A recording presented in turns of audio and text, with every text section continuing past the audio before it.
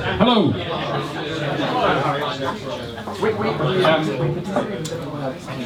Well, David, would you be quiet, please? Where's Rosemary? I haven't got my normal.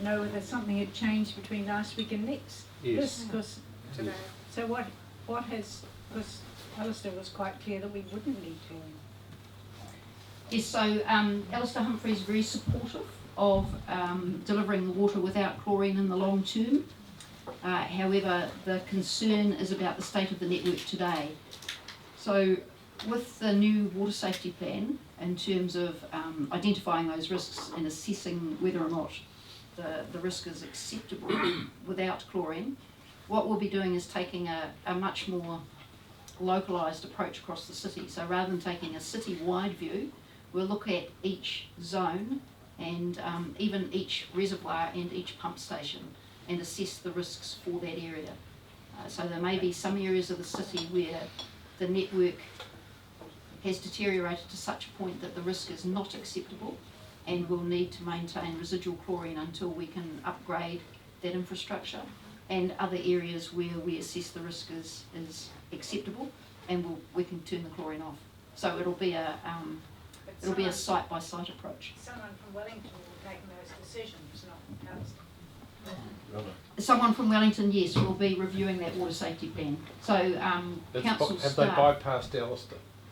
Alistair never reviewed the water safety plan. That was the role of the drinking water assessors. So that's Judy Williamson down here. So hang on, Oh. Jennifer. I was just going to ask a very basic question. What is the acceptable level of chlorine, the lowest that you say is currently? So initially we were dosing at 1 part per million. Yep. And there had to be a 1 minute contact time. There are no pump stations dosed at 1 part per million anymore. We've dropped it to 0.5 parts per million across the whole city, wherever we need to use it, and that's because we've altered the pipe network such that we've got that 2 minute contact time, so we can get an effective disinfection with a lower dose in a longer time. Where we've upgraded the wellheads, we've dropped it to 0.2, so it's 0.2 parts per million. I may be speaking out of total ignorance, but it feels like this is again control being completely taken over by Wellington. And it's like this not just for us, but across the country, presumably. And that's a change, I assume? Yes, that is a change, Yeah. and it's a not unexpected change.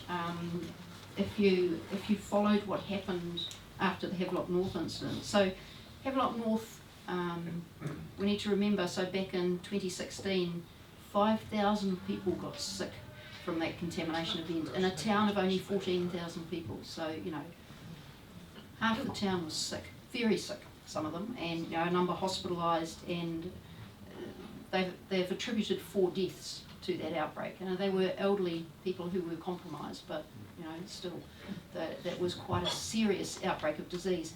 So in the reports that came out post Havelock North, there were findings of complacency across the whole system. So complacency on the part of the engineers signing off wellheads that were clearly not up to scratch. Complacency on the part of the regional council for not ensuring that groundwater source was well characterised and was indeed secure. Similarly, from the district council being complacent that they'd never had an outbreak of disease before, so they wouldn't have one in the future. Actually, they had one back in the 90s, but few people remembered.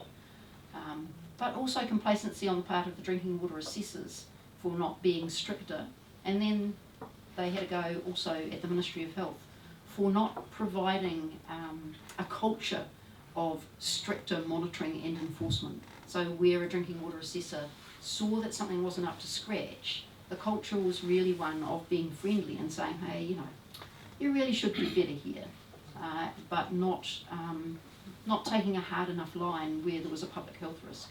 So I think the response from the Ministry of Health is not unexpected in that context. So they've certainly had a shot across their bows and been told they should do better. So it's more like insurance. We'll put chlorine in everything so that it won't have an issue. Hang on, so everyone can hear you. Sorry, I don't know much about it, but I was just wondering, is this, it sounds like Wellington or whoever has said we make the standards higher so that we don't get events, and we don't really care that everyone's drinking chlorine. It's an insurance policy rather than, I mean, what you should really do is based on outcomes and say everyone should have clean water. How you do it, we don't care, but everyone should have clean water. Monitor use ozone or whatever the other mechanisms might be. You don't be prescriptive, but say the water must be safe. Agreed, and you can go to Wellington and say that to the Minister of Health anytime. So, yes, we agree the focus should be on demonstrably safe water, and it should be up to the councils to decide how they get there. The thing with residual chlorine is it's cheap and it's easy Insurance. in terms of maintaining a residual through your network, but it can also lead to complacency. So we've even witnessed this in Christchurch, where the people working on our water supply network have not been as strict as they used to be in the past, because they're saying, oh, there's chlorine there, don't worry about it. So, you know, you can get that sort of complacency with chlorine in your network. And there are many, many examples of contamination and outbreaks of disease in networks that have chlorine treatment.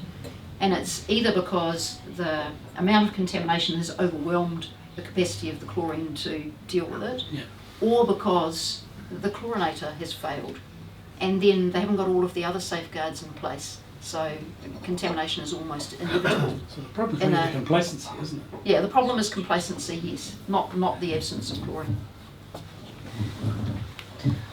G'day, how many of our wells at the start, well, Havelock North, their well from what I understand was open and more or less raw rubbish and stuff fell down it. I don't think we had any wells that were as compromised as that, or open top, even though they were lower than ground level. You spent 18 million lifting X number and another 18 million doing the other. But how much have we spent on the, apart from lifting them, how much have we spent on the chlorine part of it? And did Alistair bully us or scaremonger us into putting chlorine in because he saw no other way out of it? So the council made the decision to put the chlorine in itself. But didn't Alistair say, if you didn't, I will? Yes. Yeah, Yes, he did. saved a few lives, didn't it? So the No, Mary was just reminding me that Alistair's been a huge advocate for us, and he. I'm Yeah. just saying what. Yeah, what he said here last week is that we didn't have any wells with sheep and cows crapping all round the well, but we got caught with and he decided that it was better for us to be able to control the process rather than have Wellington take it over completely, Which is what they're just as we, which is what they're doing now. which is where they're heading now, Yeah, and so we've got a great ally in him. I'm not. Yeah. Here we are. We've jumped through all these hoops to And get. they've changed the rules again. Yeah. So there was a technical non-compliance. So it wasn't Alistair who inspected the wells and said they don't measure up. We got specialists in to inspect the wells, and they said your wells don't measure up. So we were not compliant with the drinking water standards, and we had to do something to get ourselves back into compliance. The fact that the wellheads themselves were not particularly vulnerable to contamination is neither here nor there. It's technically we were non-compliant, and we had to do something to become compliant again. So just, again, clarification. So at this stage, the way it's going, they're putting out these new regulations, and there'll be some benchmarks about what's possible. So are we still in a position where if we can meet these standards, that we won't need to have chlorine in our water? If Yes, we that's meet right. those standards? Okay. Yes, so the government has announced a regulatory policy framework of mandatory residual disinfection, which usually means chlorine or something similar to chlorine in your pipe network. But they've also said there is an exemption regime possible to any supplier who can demonstrate the safety of the water delivered to the consumer. So that's our challenge. yeah, and by Who safe, Your assesses ch- that though? that- I'd so- like to know who assesses so that. safe is never zero risk, okay? But in terms of a drinking water supply, it's negligible risk. So you have to be able to pick up that glass of water and be as confident as you are that one of the beers in Smash Palace won't make you sick. You know, you have to be that confident. Drink it up.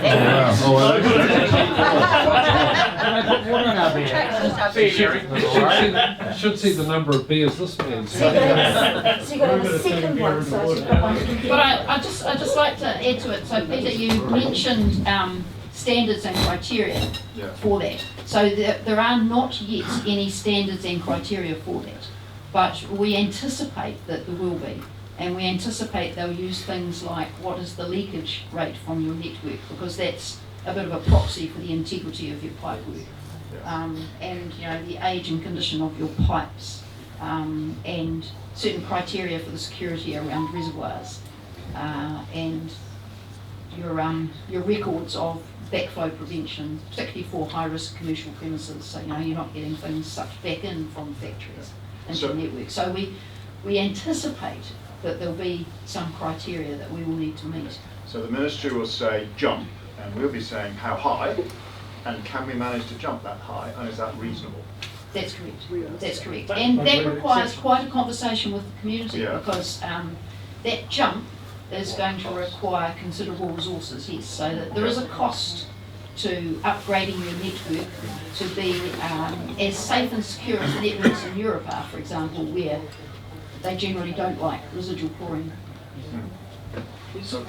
Yeah, I went and looked at the council website this afternoon just in case I was going to shoot myself in the foot, but I couldn't find anywhere any test results for water testing. Yesterday's paper had a small release that said the average nitrate in the water was 0.6. Whereas 3.8 is the limit. But how many of those wellheads are actually over a 3.8 to produce an average of 0.6? So what I'm coming back around is,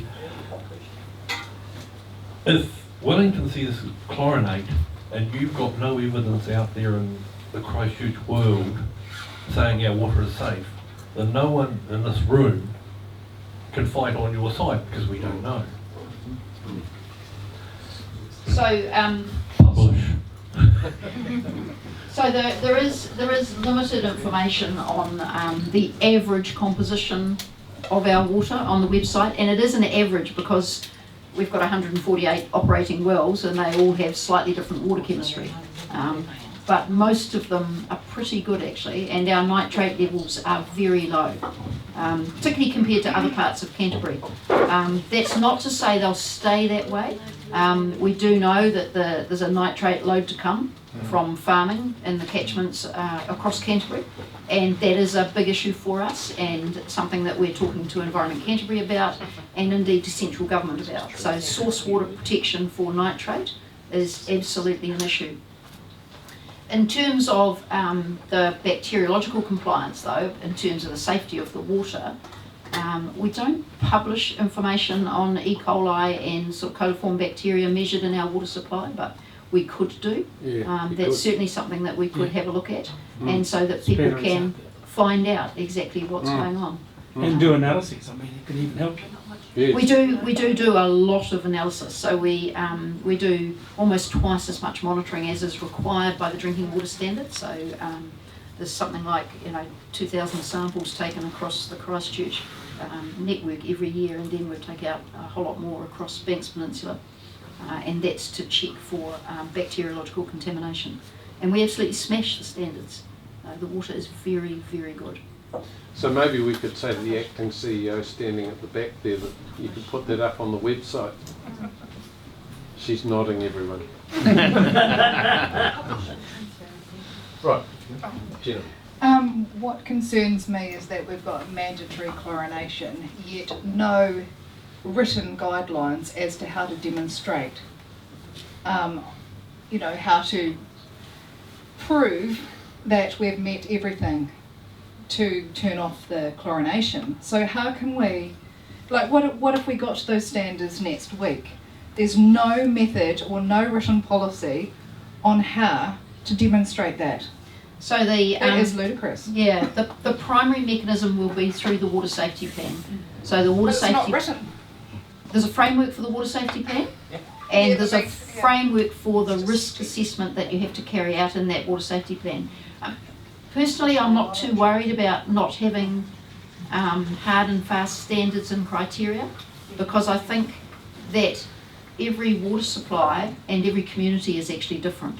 And having hard and fast standard and criteria might make it more difficult for us than simply putting up a water safety plan that identifies all of the risks and demonstrates how, in the Christchurch situation, we're going to manage those risks.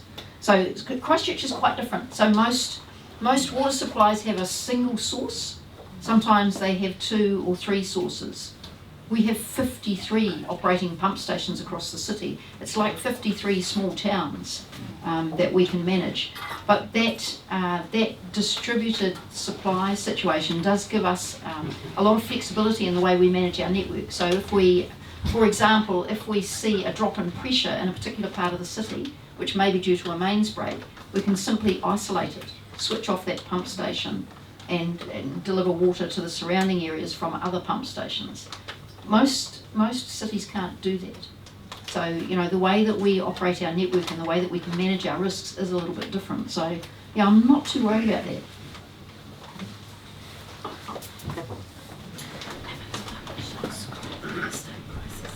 Yeah, just a quick question about nitrate. I mean, you can fix the bacteria issue, but if you get too much nitrate in there, well, how do you deal with that? Yeah, that's really expensive.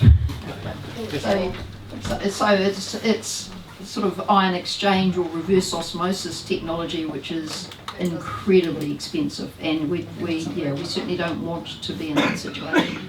Not at all. You mentioned the 0.2%. That still seems quite high. I've got a wave pool and I put 1 teaspoon in, and the ozone lets us to kill anything, but then the ozone looks after it for the rest of the week or whatever. What's the significance of 0.2? Is it something that someone like me in the health food industry would be concerned about? Does it accumulate? Like in my pool, I can actually, even before the chlorine, I could sense that accumulation of that teaspoon. Man, it must be very sensitive. So the dose is it's not 0.2%, it's 0.2 parts per million. Good. So it's a very low dose indeed. And that is the minimum residual chlorine level in the drinking water standards, and that is why Alistair Humphrey has recommended that level. And you're happy with that? And would I be happy with that, with my colleagues? It's a much lower level in terms of any issues that people might have in terms of taste, odour, problems with your skin and things like that. So yes, I'm generally happy with that. But are you looking to do the exception? Are you looking to apply for the exception where you just say, if we can prove that our system is sterile and safe, that we can deliver water without chlorine in it? So our council has, in terms of its strategy frameworks, its policies for water supply, has a stated policy of not having residual disinfection in the Christchurch supply. We do use chlorine for some of our supplies over on Banks Peninsula, where we're using river and stream water, and we do need to use chlorine, but we don't for the groundwater supply of the city. However, as the thresholds for acceptability of risk and the tolerance for risk keep shifting, the cost of doing that is going to go up. And so we need to have a conversation with our community around what the options are and what the community is willing to pay for in terms of the water supply. And what would they be? What would the options be? In terms of the upgrade of the network, we did the paper that we did back in June, just looking at this in broad terms, said we needed another 350 million over the next 10 years invested in the water supply network if we want to avoid residual chlorine. Same price as a stadium. That's the part. The government's paying the 350, we have to pay the other 250. We can fill the stadium up with water. Water garden. I look at Christchurch. We're very unique here. We've got, as you said, all those different wells that we could turn on and off. If the government have got a critical eye on us to get us right, there'll be other parts of the country that haven't got a dog's own chance of getting anywhere near what we are now before we even start spending money on fixing our infrastructure. So you're right. There's councils across the country are facing the issue of how to fund the necessary infrastructure for the city. And of course the city expanded greatly in waves over the last century, and it's those waves of infrastructure that come up from renewal that challenge you financially. So yes, other councils are having trouble as well, and particularly the smaller communities and those with declining ratepayer bases. So the central government does have some options for funding and is talking about the possibility of central government funding coming into this. I doubt that would be available for a city such as this, but certainly for small communities there would be funding support available. Just a quick question. Has Wellington put any thought into the damage that's been done to hot water cylinders and copper pipe with the chlorine that's flowing through? It's been quite an expensive curve by us. I haven't seen any analysis of that coming out of central government at all. So you're quite right that adding chlorine to a pure groundwater supply such as ours is quite different to adding chlorine to a surface water supply. So what happens in the water is quite different, and we have experienced some troubles with our network. So we have more leaks at customer connections. Some of you will have noticed leaking tobies on the footpaths around the city, and some of that may be due to chlorine. No question?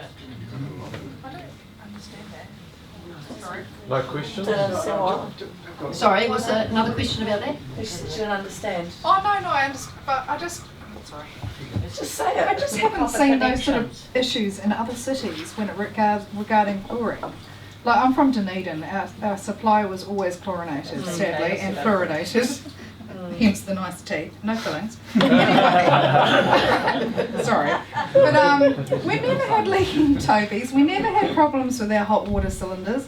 I realise that each city's different, and we probably have had quite a high concentration of chlorine at times, understandably so. I mean, but I don't understand that. But I did actually have a question. I was going to ask. Hang on, I can. can I? Yes, No? just No, wait a second. Sorry. We did have a hot water cylinder manufacturer here on Yes. that very issue, and there is. Is it the pressure involved with it? No, there's metal. There's copper. metal in our water, in the pure water. Right. And what it did was it sits on the bottom of the hot water cylinder, and then when the chlorine came in, the metal rusted, and it went through the bottom of the hot water cylinders. Oh, yeah, that And makes that's sense. the difference between Dunedin and other cities and Sorry, I missed Christchurch. that. So Yeah. But I did actually have a so question. just to explain that one. I'm on the roll. So I did listen to those of you that say Sorry. I'm a little bit chatty tonight. I'm sorry. I've got a few questions. I'm with Aotearoa Water Action, so I'm allowed to ask a few. Now, I remember last year there was sort of a time frame, I believe, end of April. Or it might have been this year. God, anyway, where you had a time frame of when to have all the wellheads fixed in order to prevent. Pardon? No, it was originally quite early on. I think it was the end of April. That if you're going to have everything fixed by then, to avoid mandatory chlorination, and it was quite a rush to get things done. And obviously that time has passed, and we're on to further on down the track. Do we have a time frame for getting the wellheads done as a next phase? And is there a particular time frame to do it prior to, obviously this centralised water group to take over? So Sorry, if that no, was that's a bit okay. double-barreled, wasn't That's it? okay. So originally when the council made the decision for temporary chlorine treatment, they specified a period of up to 12 months. That was somewhat optimistic, Yes. given the amount of work that needed to be done, and that work of course hadn't even been scoped, let alone costed, all the design work done, and then the procurement of the well drillers and all of the other engineering firms that were needed to do the work. So that was always a big ask, and we'd said to council that was always a big ask. However, we did do everything in our power to deliver that across the city. There were two things that we tried to do to accelerate it. One was look at ultraviolet treatment, and we looked at 6 pump stations where we could possibly put in ultraviolet treatment rather than upgrading the wellheads, and then take the chlorine out. In the end, there was only 1 pump station where that was cost effective, and that was Main Pumps down in Beckenham. The second thing we did was look at whether or not we could do an interim upgrade job on some of the below ground wellheads. So where they were in reasonable condition and we had really good artesian pressure, so there was very little chance of contamination even if the thing flooded, because it's always under positive pressure, we could be quite satisfied that they'd be okay until we could come back around and upgrade them fully. We identified 42 wells where we could do those below ground upgrades, and that would have accelerated the program as well, because it's a much shorter job. But again, once we did the sort of cost benefit analysis, there were only 11 wells where we actually did that work, so did that below ground work. So today we've done 77 of our 148 wells. We don't need 148 wells to supply water to the whole city 99% of the time. So the only time we need 148 wells is on the hottest of the nor'west days, when it's been a hot nor'wester for 3 weeks and everybody's got their sprinkler going. So that's the only time we need all of our wells. Most of the time we only need about half of the wells on the network. So but we need them in all the right places across the city. So by the end of September we will have upgraded enough wells that we'll be able to deliver water from secure wells. But as I've said, those that are being upgraded now are not being signed off by the drinking water assessor in terms of removing the chlorine. So instead of the dose being removed completely, it's dropping from 0.5 to 0.2.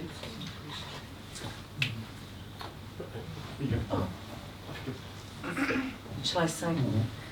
Just one question. You've mentioned the city. Where do we stand with Banks Peninsula?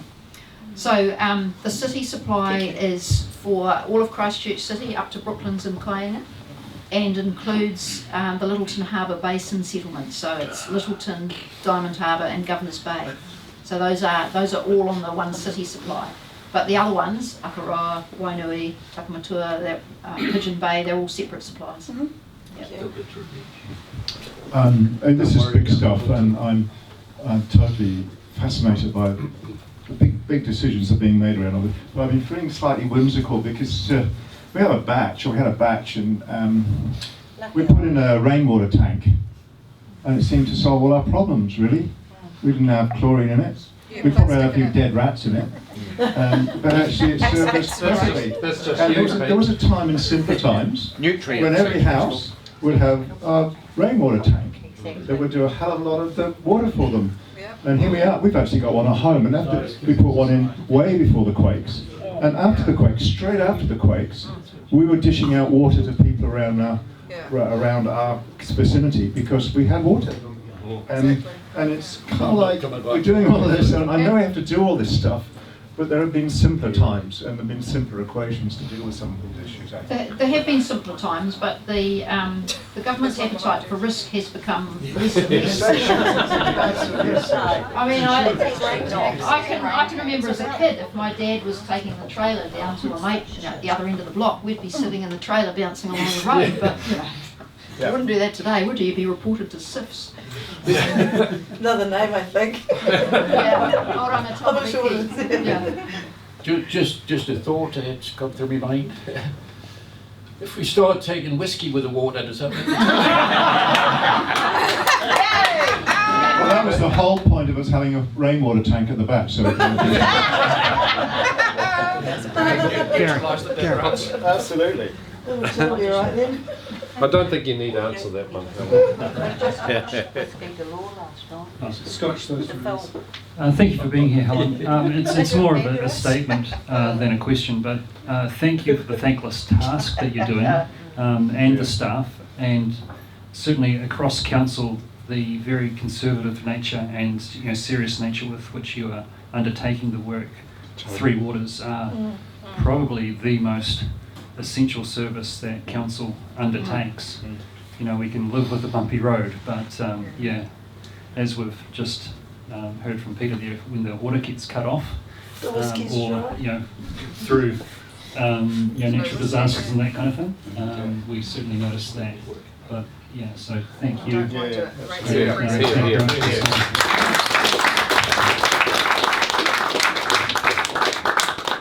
That sounds like a really good point to finish on, really. Not every speaker escapes here, Helen, with people clapping at the end. They're normally Yeah, I'm a bit worried that you've included Littleton in your list, because He was too quiet to ask the fellow question. in the corner is from there.